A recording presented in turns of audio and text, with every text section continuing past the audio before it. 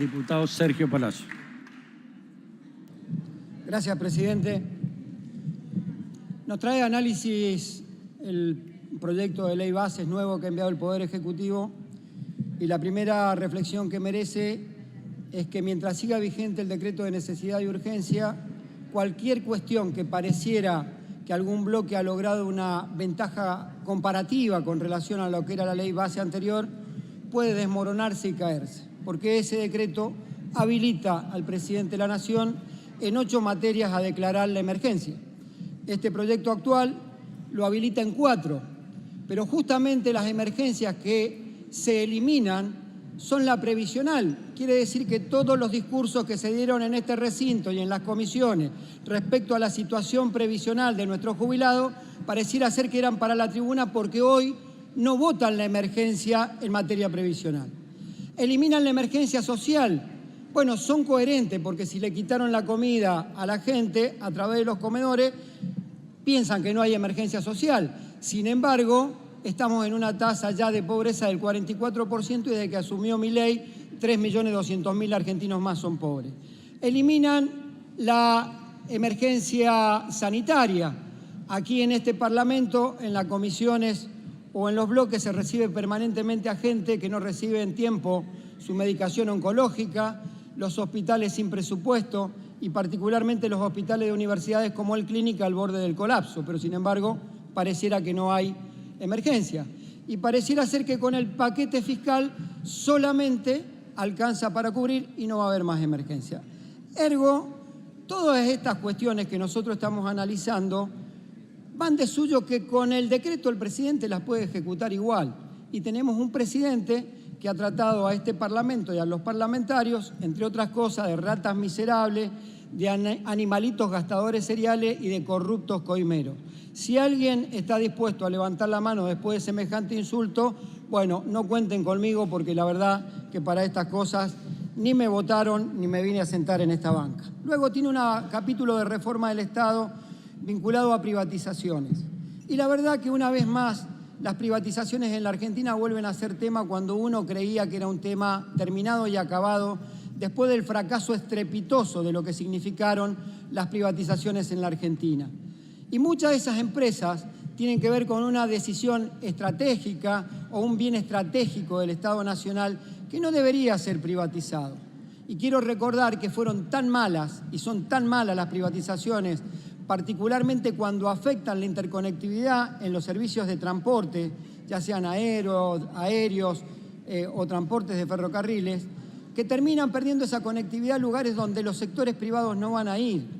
Y particularmente recordar que las empresas de aerolíneas que se privatizaron fue el Estado Nacional cuando las recuperó, que las tuvo que recuperar porque el sector privado ni siquiera pagaba los sueldos y la nafta, lo pagaba el Estado Nacional y por eso hubo que recuperarla. Esas son las privatizaciones nuevamente y en el marco de la misma ley de reforma del Estado, con la misma comisión bicameral de seguimiento que no sirve absolutamente para nada, que nos proponen hoy nuevamente en el capítulo de privatizaciones. Además, cuando uno ve que se va a desprender del patrimonio nacional, inclusive de algunas empresas hasta que son rentables, que no tendrían necesidad de serlo porque son un bien estratégico de la nación, no puede confluir en otro análisis que no sea otra vez un negociado más en la Argentina, como lo resultaron todas las privatizaciones de los 90 que tienen el revival, incluso con la misma ley de reforma del Estado. Después tiene un capítulo vinculado al tema laboral, donde hay una promoción de empleo registrado y regularización de los mismos que permite extinguir la acción penal de los evasores, entre otras cosas.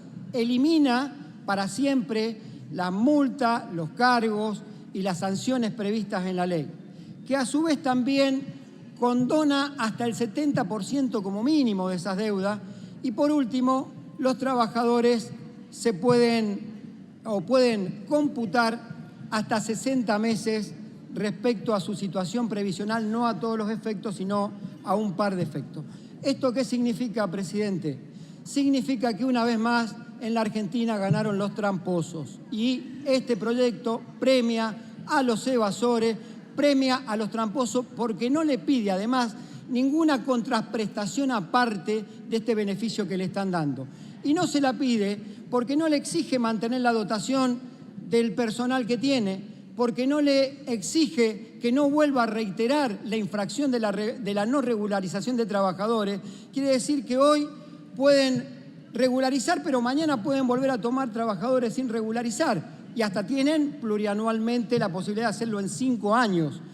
Explíquenme cómo se le explica a un empresario que cumplió que fue un estúpido. Explíquenme cómo se le explica a un trabajador que fue sometido a la indignidad de no tener seguridad social a que nada va a tener como consecuencia para el empresario que lo tuvo en esa situación y mucho menos que le van a pedir que como contraprestación por lo menos no lo vuelva a hacer. Todo esto nada dice la ley en este sentido. Y quiero decirles que en la continuidad de esa quita también se quitan las indemnizaciones denominadas agravadas por la falta de registración, por la registración deficiente o por la registración fuera de término.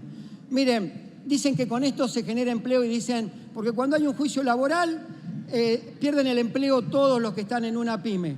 Yo quiero recordar que sin agravamiento la Argentina llegó a tener 22% de desocupación y con sanciones de agravamiento por tener trabajadores no registrados, la tasa de desocupación cayó hasta el 7%. Alguien dirá, ¿tiene algo lineal? No, es multicausal, pero no pongan como relevante excusa decir que esto genera empleo, porque bien ha servido para haber disminuido al 7% la inflación, al 7% los trabajadores y la desocupación, el hecho de tener leyes que lo protegían.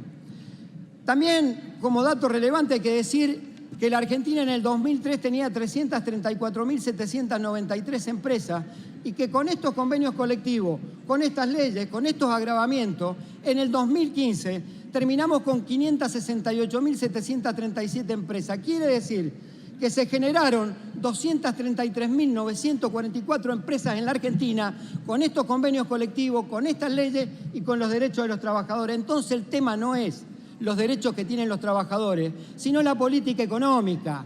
Y la política económica que encauzó este gobierno es precisamente la contraria al sentido de generar empleo, porque está basada en el ajuste, está basada en el achique y está basada en un inconmensurable odio a la clase trabajadora, y lo digo con absoluta claridad. También avanzan sobre una reforma laboral y algunos dicen es una reforma light. No, no es una reforma light, es una reforma regresiva porque viola principios constitucionales, presidente. Viola el 75, inciso 19, en cuanto a la progresividad de los derechos y la falta de regresividad de los mismos. Viola el 14 bis, autoría de la constituyente del 57, cuyo autor intelectual, no siendo convencional, fue un dirigente radical que fue Crisólogo Larralde, y lo viola cuando dice el trabajo en toda su forma gozará de la protección de las leyes, y acá al contrario, en lugar de proteger, desprotegemos a los trabajadores sancionando leyes que van y retrogradan su situación previa a los derechos que hoy tienen. También discriminar parece ser que ahora se puede. Es un delito discriminar. Sin embargo, ahora, con un agravamiento de la indemnización, usted puede discriminar por religión, por estatura, por peso, por sexualidad o por origen político a alguien, si total paga un poquito más. Entonces, cuando se habla de que una reforma light, no es light porque ataca fundamentalmente derechos de los trabajadores. Se deroga el Estatuto del Trabajador Viajante y no hay una sola línea dentro del proyecto que diga por qué. Y le quitan los derechos a los trabajadores. Se establece que en lugar de recurrir a la bolsa de trabajo de los trabajadores rurales, no se puede recurrir a ella y puede contratarse a cualquiera, facilitando con eso y con la tercerización de servicios la posibilidad de que haya más trabajadores no registrados en un sector altamente conflictivo en la materia. Y respecto al impuesto a las ganancias, claro está que han decidido que los trabajadores sean los que paguen y los ricos no. Y hago una advertencia con tiempo y en debida forma, que aquellos que prestan su conformidad sepan que el impuesto a la ganancia son 2.200.000 millones de pesos que pueden llegar a recaudar nuevamente, pero que por la caída de la alícuota de bienes personales van a perder 1.500.000.000. Y dentro de esa alícuota, un 7% va a las cajas de jubilaciones en forma directa que no han sido transferidas a la nación. Quiere decir que han tomado una decisión política que es que los trabajadores vuelvan a pagar y 1.100.000 trabajadores vuelven a pagar ganancias. Y quiero decir una frase que no me pertenece, y es que el impuesto a las ganancias es un impuesto aberrante que debe ser eliminado. Le pertenece al presidente Milei esa frase. Mire, se me acaba el tiempo, podría seguir hablando del RIGI y de otras cosas, pero lo voy a hablar en particular.